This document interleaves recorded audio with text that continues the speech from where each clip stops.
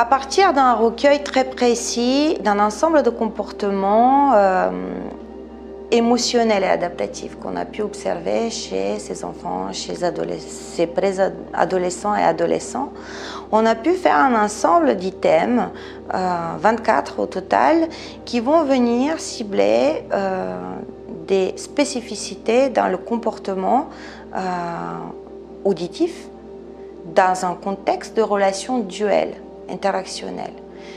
Donc le clinicien va venir lui solliciter par la voix, par la modulation de la voix, par le langage, la formulation de consignes, quelquefois des mots isolés, ciblés sur les intérêts de l'enfant, des airs chantés, une hauteur, une intensité de la voix différente, et va limiter l'usage d'objets qui produisent du son à ce moment-là.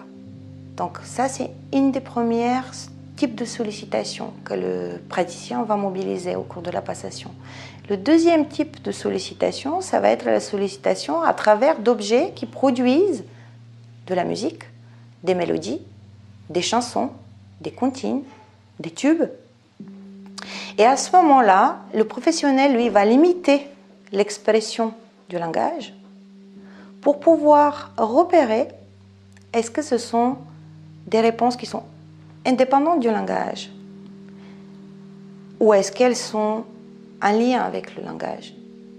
Et la troisième sollicitation, c'est la sollicitation de l'environnement, les bruits écologiques de l'environnement, les bruits physiologiques de l'environnement. Alors je précise, le grincement, la chaise qui se déplace, la porte qui se ferme, la lumière qui fait du bruit, l'interrupteur qui claque, la moto qui passe dans la rue, ou alors le praticien qui éternue, qui tousse, qui a le ventre qui gargouille, et que l'enfant va observer, va cibler, va montrer un intérêt.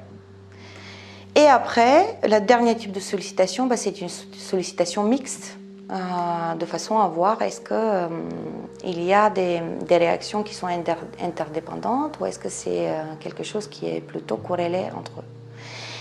Donc ce sont les sollicitations principales que le praticien va mobiliser pour pouvoir venir étudier les différents items qui, eux, sont catégorisés dans des dimensions qui sont spécifiques également parce que ce n'est pas une distribution aléatoire des items dans les différentes dimensions. À travers la cohérence interne de validation de l'outil, de pouvoir distribuer les items dans les dimensions.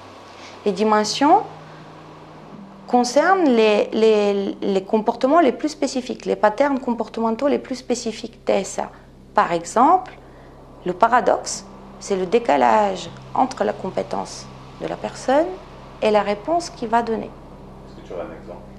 Par exemple, l'enfant entend une sollicitation par la voix chantée.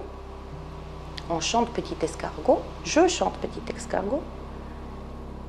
Et il ne va pas pouvoir entrer en interaction sur le moment où le clinicien va chanter cette chanson. Par contre, au bout de 20 minutes, de manière différée, il va chantonner l'air de Petit escargot ou va chercher le livre sur lequel il est dessiné un escargot. Donc ça, c'est une mobilisation paradoxale de la compétence, avec une réponse en différé sur une sollicitation qui s'est passée quelque temps avant. Mais si on n'est pas attentif à ça, on ne peut pas faire le lien. Les réponses paradoxales, ce sont des réponses très courantes dans le fonctionnement des personnes avec TSA. Quelquefois, par exemple, ils peuvent être exposés face à une stimulation sensorielle sonore qui leur est insupportable. Donc, ils vont être dans des stratégies d'évitement, dans des stratégies de protection. Ils vont se couvrir les oreilles, ils vont s'agiter, ils vont chercher à partir, ils vont se détourner, etc. Et d'autres fois, face à ce même type de stimulation, ils vont être plutôt participants et intéressés. C'est la difficulté à pouvoir réguler et intégrer une réponse cohérente face aux différentes situations. C'est pour ça qu'on parle de réponse paradoxale.